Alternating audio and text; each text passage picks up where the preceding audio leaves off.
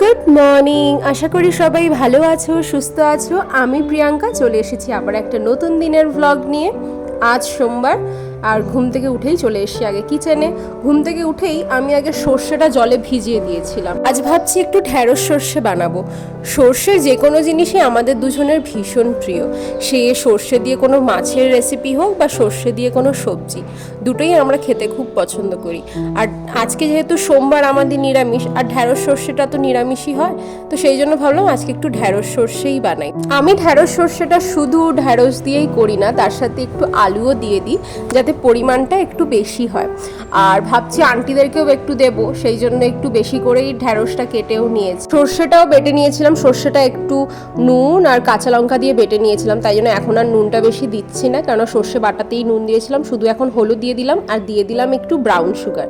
যেহেতু ঢ্যাঁড়স সর্ষেটা বেশ একটু মিষ্টি মিষ্টি ভাল লাগে, তাই জন্য মানে খুব মিষ্টিও না, তাই জন্য একটু পরিমাণ মতো চিনি দিয়ে দিলাম। আর এদিকে আমি উচ্ছে ভেজে ডালটাও বসিয়ে দিয়েছি, আজকে তেতো ডাল বানাচ্ছি। আর এখানে আমার ঢ্যাঁড়স সর্ষেটা অলমোস্ট রেডি হয়ে এসছে। লাস্টে আমি দুটো কাঁচা লঙ্কা ছিঁড়ে দিলাম, বেশি দিলাম না যেহেতু সর্ষে বাটার সময়ও কাঁচা লঙ্কা দিয়েছিলাম। আর লাস্টে ছড়িয়ে দিলাম একটু সর্ষের তেল। ব্যাস, এটা হয়ে গেছে রান্না। এবারে এটাকে শুধু ঢাকা দিয়ে আমি 2 মিনিট রেখে দেবো, তারপরে সার্ভ করব। তো ভাবলাম কি যে হাতে যখন সময় আছে একটু বিটটাও কুড়ে নিয়েছি, ভাবছি একটু বিটের তরকারি করব। বিটের তরকারি তো আমার সেম সেই যেটা কালো জিরে ফোড়ন দিয়ে করি সেটাই করব। তো আমার সব রান্নাই হয়ে গেছে, ভাতটাও অলমোস্ট হয়ে এসছে।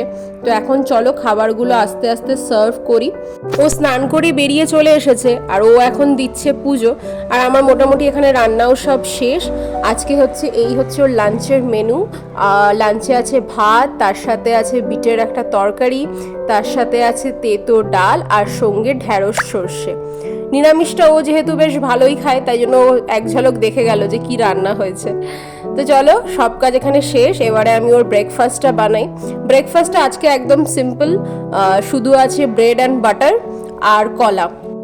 ও যতক্ষণে খাচ্ছে ততক্ষণে আমি মোটামুটি আমার যে বাকি কাজগুলো, যেরকম কিচেনটা পরিষ্কার করে নিলাম আর তার সাথে মাছগুলোকে খেতে দিয়ে দিলাম।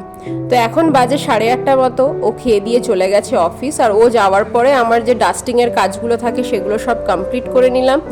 তারপরে অফিসে ল্যাপটপটাও অন করে নিয়েছি আর এখন নিজের খাবারটা নিয়ে এসে বসলাম।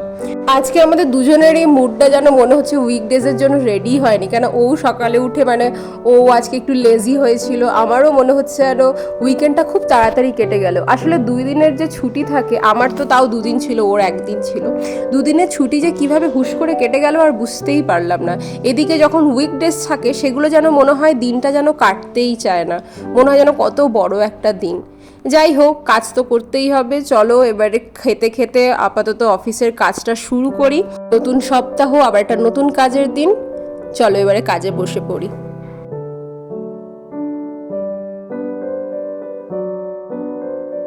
এখন বাজে রাত 8:30 মতো। ও অফিস থেকে এসে সন্ধ্যা দেওয়ার পরে দুজনে একটু গল্প করছিলাম, একটু চা খাচ্ছিলাম। তো গ্রিন টি খাচ্ছিলাম, কেননা আমরা দুধ চাটা খুব একটা যেহেতু খাই না। তো এখানে আমি একটু আলু চচ্চড়ি আজকে করবো ভাবলাম। অনেক দিন হয়েছে আমাদের এই ছোট ছোট আলু কেটে চচ্চড়িটা না একদমই হয়নি। 8:30 সময় রান্না বসিয়ে দিচ্ছি, কেননা ভাবছি এই আলু চচ্চড়িটা একটু পাশে বাড়ি আন্টিকেও দেবো। এবার আন্টিরা যেহেতু 9টার সময় 9:30 সময় খেতে বসে যায়, তাই জন্য ভাবলাম তাড়াতাড়ি করে চচ্চড়িটা হয়ে গেলে আন্টিদেরকেও দিয়ে আসবো। তো এই আলু চচ্চড়ির সাথে না বেশ পরোটা খেতে খুবই ভাল লাগে, কিন্তু আমাদের এই উইকেন্ডটাতে একটু তেলে ভাজা এইসব খেয়েই কেটেছে, তাই জন্য ওকে যখন জিজ্ঞেস করলো ও রুটিই করতে বললো। তো চলো এবার আস্তে আস্তে রান্নাটা শেষ করি। আজকের ভিডিওটাও এতটাই থাক। যদি ভিডিও ভালো লাগে একটা লাইক করে দিও, কমেন্টেও অবশ্যই জানিও ভিডিও কেমন লাগছে। জানি আজকের ভিডিওটা একটু ছোট হয়ে গেল, একটু ম্যানেজ করে নিও। আর আমার চ্যানেলে নতুন হয়ে থাকলে একটা সাবস্ক্রাইব করে দিও। সবাই ভালো থেকো, সুস্থ থেকো, দেখা হবে খুব শিগগিরই। Thank you so much.